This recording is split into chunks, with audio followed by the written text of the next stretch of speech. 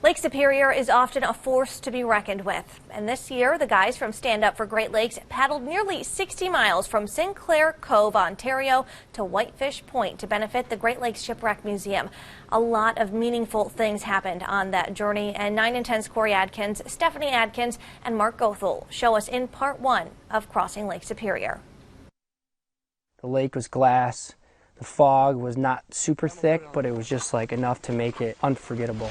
Wow, this is awesome. In the middle of Lake Superior Provincial Park, just south of Wawa, Ontario, the guys from Stand Up for Great Lakes started their adventure at a very foggy Sinclair Cove. And I scream as I'm coming down the ramp, you know, and the boats are all pumped up, and you just get this like emotional, let's do this. As the cove opens up out of the trees, I see the Boyd sitting there, barely can see it in the fog. You can just see like the outsides of the cove. That place was so cool, and to start out in the fog was, I think, was pretty neat. Love the fog. This is crazy.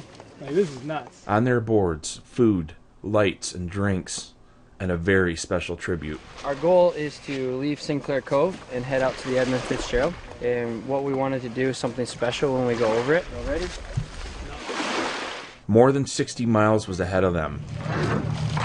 But the first 20 minutes of this paddle may have been the most significant because of what this place means. Probably one of the most beautiful, rugged places that you've seen, especially from a boat, and it didn't disappoint. We just started our journey across Lake Superior. This part of the Canadian shoreline is stunning. It was so beautiful. There's this huge like cliff to the side. It was something out of like a mythology storybook. The fog was dense enough to where we couldn't see 100 yards, which made everything that much more interesting because every 100 yards you're seeing new terrain. And as we came out of the cove, going to the south towards our left were the Indian pictographs, and the walls that these are on again are just to see it is just amazing.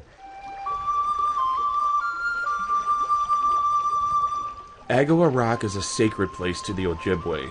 For generations, they would come here to record their dreams, visions, and events. Painted on the rock are centuries-old paintings. Moose, bear, deer, caribou, and other creatures. The Ojibwe also painted paddlers in a canoe. Right by those paddlers, there's a horned animal called Mizupishu. He's known as the Great Lynx, or Spirit of the Water. Mizupishu has two sides.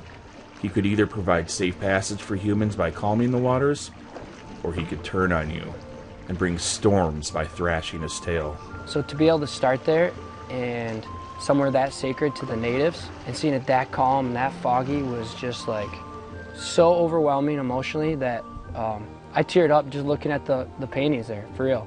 It was the perfect way to start, and it again, just there's so many different parts of this paddle that had more meaning than just starting and finishing. It was anybody's guess what Mizupishu would provide for Quinn, Jeff, and Joe over the next 24 hours.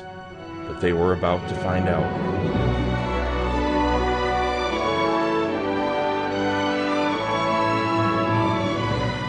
Around noontime, it was starting to sink into me that this was going to be a paddle of a lifetime for them.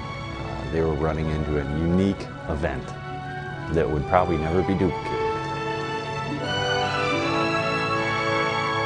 For 9 and 10 News, I'm Corey Adkins. Tomorrow on part 2 of Crossing Superior, we take you over the Edmund Fitzgerald for a very special tribute.